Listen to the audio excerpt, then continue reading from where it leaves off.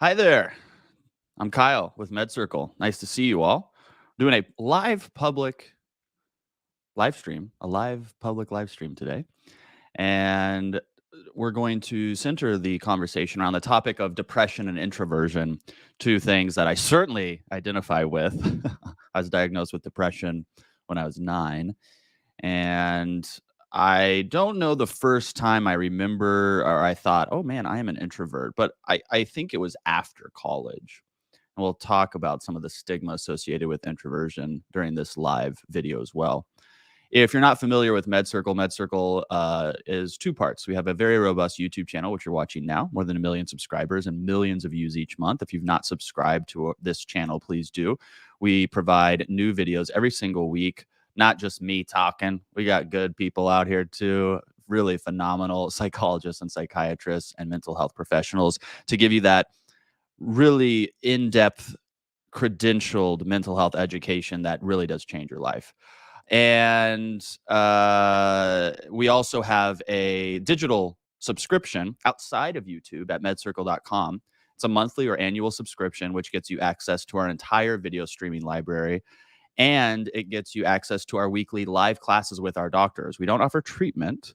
This is education. But if you're somebody who needs that clarity or has a question or wants to just understand something about psychology or mental health a little bit better, this is a great opportunity for you to interact and talk to our psychologists and psychiatrists. I'm going to go to the comments here for a little bit to say hi to those watching live. There's a few hundred of you right now. Oh, somebody said I got a haircut. I didn't. I dyed my hair. And I was just talking to Bridget about that. I need a haircut. Bridget's our producer at MedCircle. I dyed my hair. I just wanted to see what it looks like with no gray. And this is apparently what I look like. It's a little too dark for me. I'm going to go a little lighter next time. Not stigmatizing gray hair. I've loved my gray hair for many, many, many, many, many, many, many, many years. And it's been many, many, many years since I've seen myself without gray hair. So I wanted to see what it looks like. But I'm sure the comment section in YouTube will be nothing but positive and polite and nice. There's never any mean or derogatory comments in the YouTube section. We all know this. Heavy sarcasm. Brooklyn says, thank you for MedCircle. It's helped me deal with my narcissistic upbringing. Yes. Narcissistic personality disorder and narcissism are two topics that we go in depth at MedCircle, not only just on our YouTube channel, but at medcircle.com. You can also download the MedCircle app for free. And we have, I think, 9 or 10 free educational series available to you. So you don't have to put in your credit card or anything. You just download the app and you can watch them on the go, download them, whatever you want. It's a great way to explore the membership without having literally any commitment. We also have a trial too. I don't mind the subscription. I find most of the content interesting until it gets where it's dividing people into categories or labels. Certainly the Diagnostic and Statistical Manual of Mental Health, the DSM, which categorizes all the different mental health disorders, is full of labels and categorization. We try to do a really good job at having people not identify themselves as their diagnosis, but rather create nomenclature and vocabulary around these topics so we can have educated discussions around them. I am living with depression, but I don't identify as somebody. I do identify as someone who's depressed, but my true identity is not in my depression. The depression is something that I work with, not something that is me. Hopefully that makes sense. I appreciate you sharing your mental health diagnosis with us. Well, of course, I'm watching each episode, excited to see where topics are headed. The entire team is meeting in person in a few weeks. We're all going out to San Diego, and a big part of that 3 or 4 day in-person meeting will be around topic and content creation. So I'm very excited to bring you guys new fabulous content for the rest of the year. Hi, Kyle. Will there be some content for complex post-traumatic stress disorder after long-term childhood abuse? Well, great question. We do have topics or we have educational series.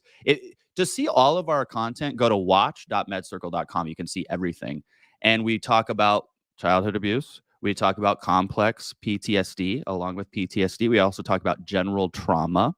We talk about a lot of the associated therapies with trauma, like EMDR, for example. And so when you're looking, this is one thing I wish people knew more. When you're trying to get educated about a topic, let's say you really want to get educated about depression.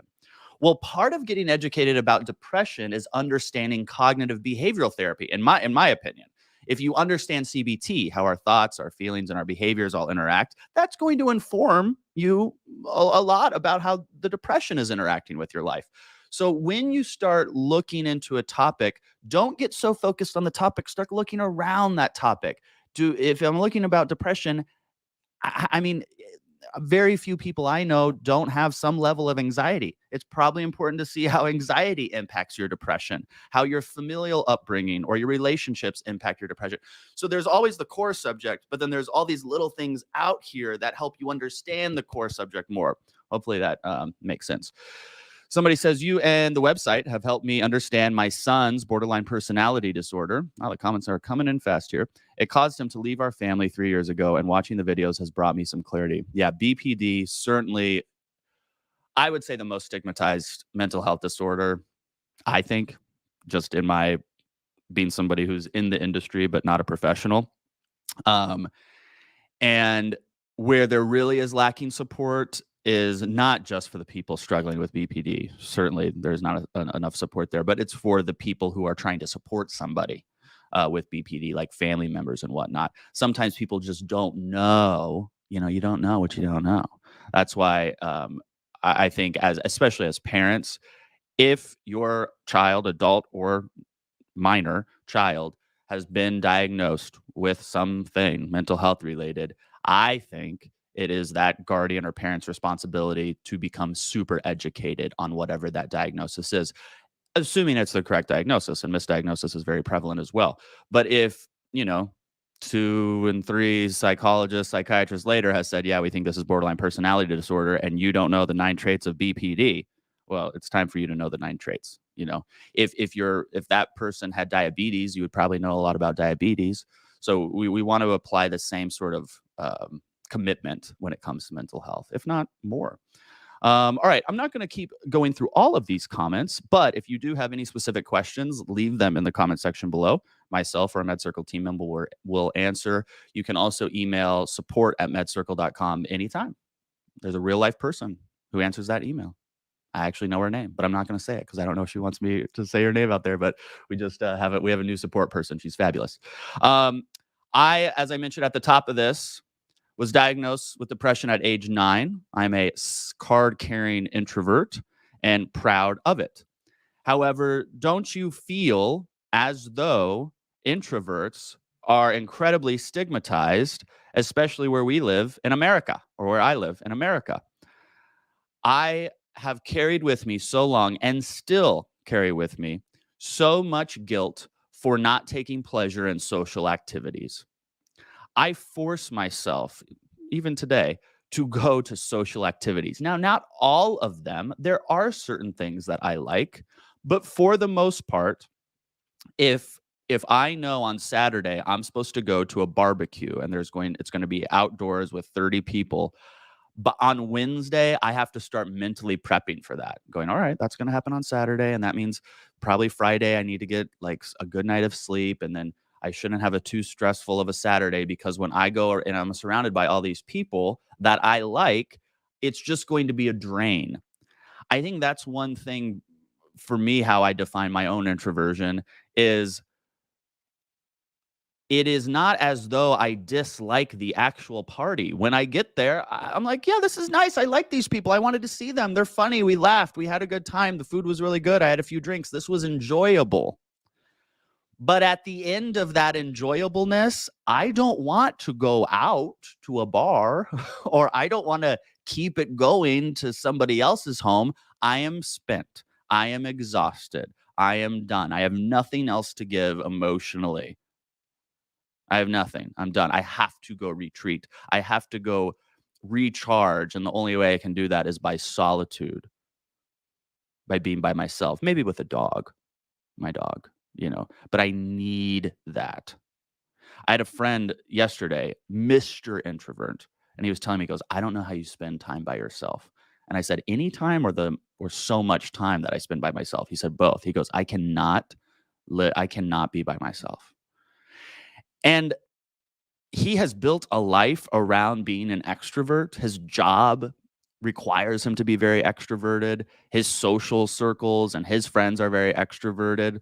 And so he's developed that life around him. But where I think, now I'm rambling a little bit, but I see the chat's going nuts. So maybe I'm hitting some key points here.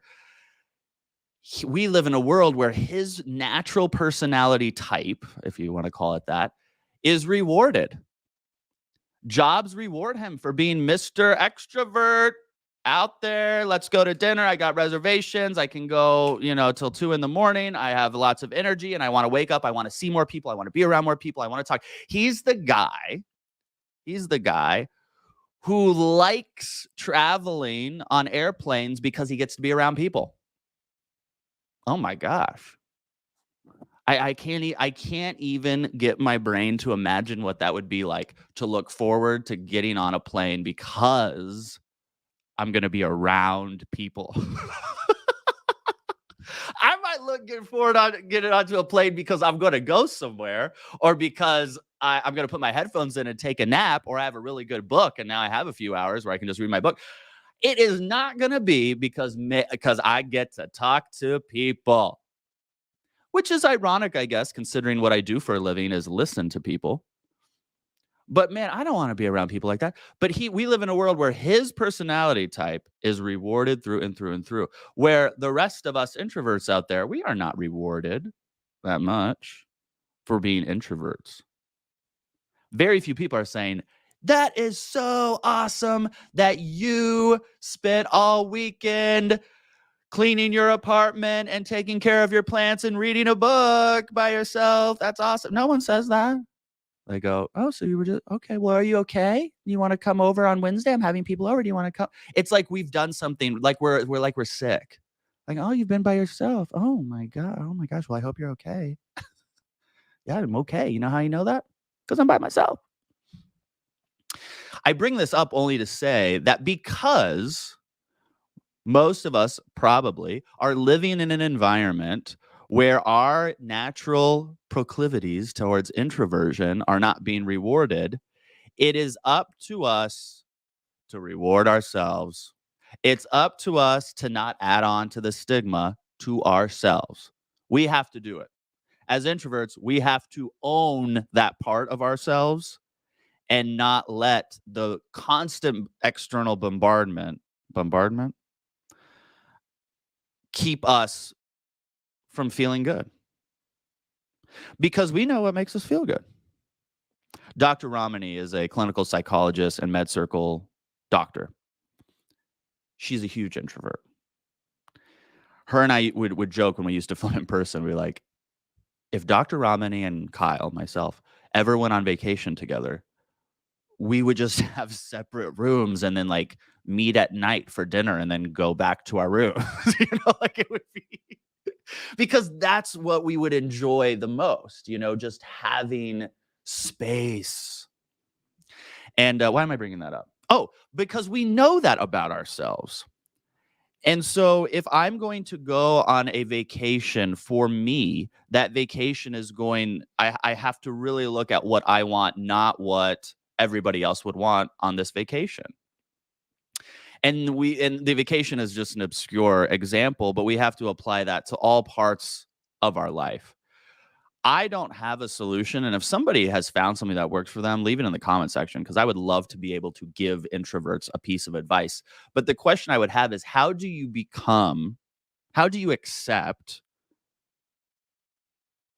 have that acceptance of your introverted self? And then you could almost get rid of the introverted part of that question and say, how do you just accept yourself? You're just accepting yourself, all of it, the introverted part, all of it. I just got there by finally believing that it's just who I was, rather than it was a default that I could fix. Let's say I was showing up late for work all the time.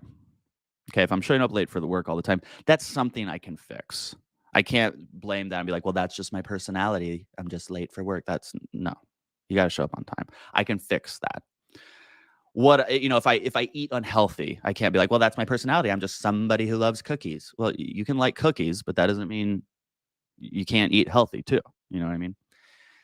I lumped introversion into those types of things that could be fixed. I thought, "Oh, well, I can become an extrovert.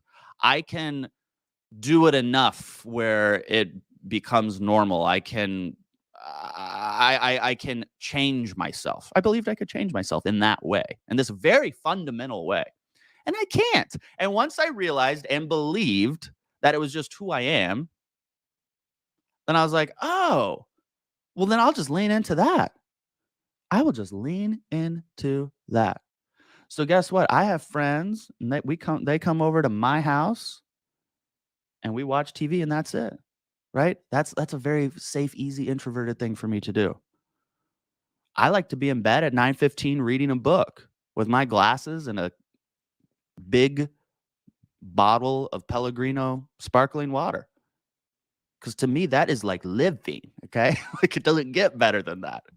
So being able to do that without the feeling of, oh my gosh, I am such an idiot for not going out and meeting my friends or going out to the bar to X, Y, and Z. I'm so sorry. It looks like the video is coming in really not quality. I'm gonna see if I can close down some applications on my computer. Um, so I don't know how people get there other than what I did, which was just all right. I believe it. It was just like okay, yeah, this is I believe it. This is what it is. Bridget, all the camera stuff I think looks good. Full definition. I don't know. Hopefully it's okay. Video is okay on your end. Perfect. All right. There's also a really compelling list. I don't know if we have it on our website anymore, but it's this idea that only high performing top level executives, creatives, just people who really deliver are extroverts. And there is just so much evidence that that's not the case. Certainly, extroversion is probably rewarded more, like we talked about, than introversion. And certainly, there are a lot of successful extroverts, but there's also a lot of successful introverts. That's ridiculous. Okay. Dr. Ramani is an incredibly successful person. She's an introvert. Elon Musk, you don't think he's been a financially successful person? I'm pretty sure he's an introvert. I don't know him personally, but that's what I've read. So there are plenty of people out there who are introverts who are, quote, successful in a variety of ways. The key is to just not judge yourself. Don't judge yourself, at least not that harshly for who you are. You know, it's hard to do. I'm excited to see what in the comment sections for the introverts out there, how you came to accept it. Maybe you always did. Maybe introversion was something that was celebrated in your life and you just were like, hey, this is great. How lucky for me to be an introvert. Now, as it intersects with depression, though, is where the waters for me get a little murkier. Or at least they did earlier in my life. Now they stay very clear. I am very aware of when I am needing to recharge and have some solo time, as opposed to feeling depressed and isolating because of that depression. And the the reason I can tell the difference is because of the depression. If I'm depressed, I feel depressed. When I am taking time for myself, I don't feel depressed. I just feel like, oh yeah, I'm taking time for myself because I want to. But if I'm depressed, I feel depressed. It's a very, for me, it was a very simple aha moment where I go, oh, well, that's the difference. If I feel good, if I have hope for the future, if I feel good about myself, and I decide to stay in on a Friday night all by myself and drink chamomile tea at 7:30 p.m., that's not me in an unhealthy, isolating behavior. That's me taking time for myself. That's self-care, honey. But if I am feeling hopeless and helpless and unmotivated and sad and the world feels dark and I don't want to hear from my best friends and my close family members, and then I decide to isolate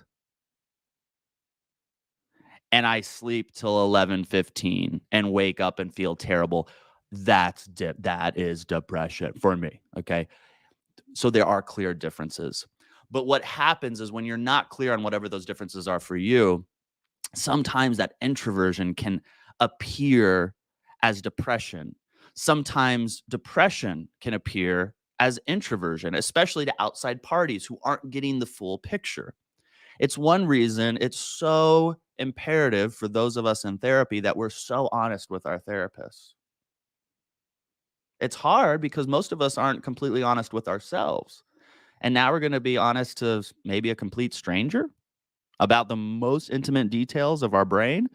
That's hard.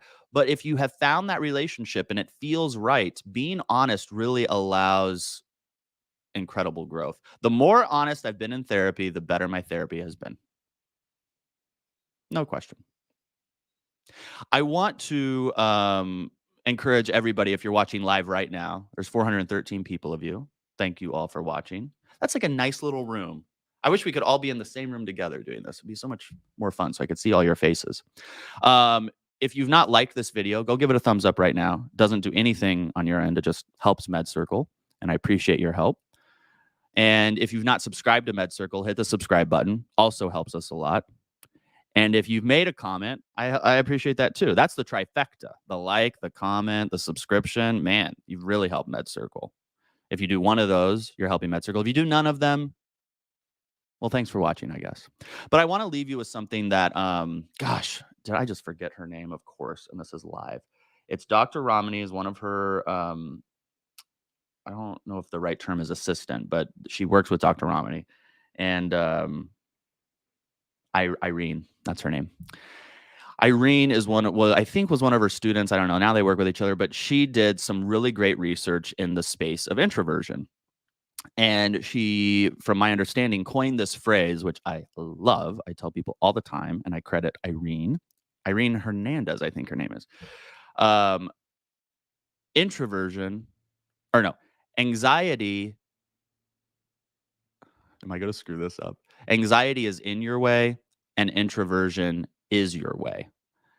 It might not be exactly like that, but you get the gist. Introversion is your way. It's how you do things. It's how you recharge. It's how you are best suited. It's your natural environment. It is your way. Where anxiety, depression is in your way. It's keeping you from living and being yourself. That's a very clear way to just boil it all down to something super simple, where we can really be clear on our behaviors and our thoughts and feelings. Is this coming from a place of anxiety? Is this coming from a place of introversion? Um, Also, I want to make an announcement since there's still even more people watching now. Did you know? And tell me in the comment section, yes or no, if you knew this, that MedCircle is doing a giveaway, and it's a big one. We're giving away a 2 or 3 night stay. I should know this, um, at a luxury resort in Scottsdale, Arizona, where I live. And then we're giving away 16 premium wellness products, really fabulous high end products. And we're doing multiple winners, multiple winners. Not for the grand prize of the giveaway. There's only going to be, or the luxury vacation. There's only going to be one of those. And it's all like we're paying for your flight to come out here. We're paying for the room. You get a hotel credit. I mean, it's more or less all expenses paid. You know, if you go buy a car, I'm not going to pay for that, but we'll get you out here and get you into the hotel and make sure you're taken care of. And there's multiple ways you can enter. Bridget, will you put the giveaway link in the description of this video? If you go to medcircle.com/giveaway, you can enter there. It is only for US residents, unfortunately, for the non-US residents. And you can get multiple entries into the giveaway. It's awesome. The team has worked really hard to put this together. So go to medcircle.com/giveaway and enter. It's free. There's no obligation. The worst thing that will happen is that you'll enter and then you'll get an email from me one day that says you didn't win, but you can get all these products at a discount if you like. That's the worst thing that'll happen. The best thing that'll happen is you'll get an email from me and it'll say, hey, you and a friend are gonna go to Scottsdale for 3 nights and we're gonna pay for it all. And MedCircle is gonna call you soon to help you get it all situated and set up. That's the best case scenario. So there's no bad outcomes here. Um, so would love for you guys to enter, do it, and I'll see you there. Oh yeah, the weighted blankets, so good. We got weighted blankets, a Shakti mat. We got candles from Harlem Candle Company. The 3 night stay is at the Fairmont Princess Luxury Resort and Spa in Scottsdale. It's fabulous. We have clothes from Tate Jones, my favorite fashion company. We have fitness products from Bullworker. We have the happiness planner. I actually have it right here. I use the happiness planner all the time. I love this company. They're really aesthetically pleasing and they've got just really great journals and planning devices. It's so awesome. There we have a Komuso whistle, which helps with anxiety that Dr. Christy Lamb looked over for us. Man, what I'm forgetting stuff because we have so many. All the books, all the MedCircle books we're giving away, MedCircle doctor books. So Dr. Judy, Dr. Ramani, Dr. Yip, their books we're giving copies away. We're giving away multiple annual memberships to MedCircle. We're giving away, what else do we got? Oh my gosh, there's more. Oh my gosh, the Muse headband, which helps you meditate and go to sleep. It's so cool. We have that. We have face products from Brown Girl Jane, which are so like heavenly and smell so good. There's just so many things. I'm sure I missed some, but yeah, the Brooklyn and blankets are good. So I'm gonna say, what go enter. Go in. You might win. That's my thing is you might win. All right. It's great to see you guys. If you need anything, email support. You can always email me too, Kyle@medcircle.com. I'll see you soon. Thanks for being here. Can't wait to read your comments. Remember, whatever you're going through, you got this.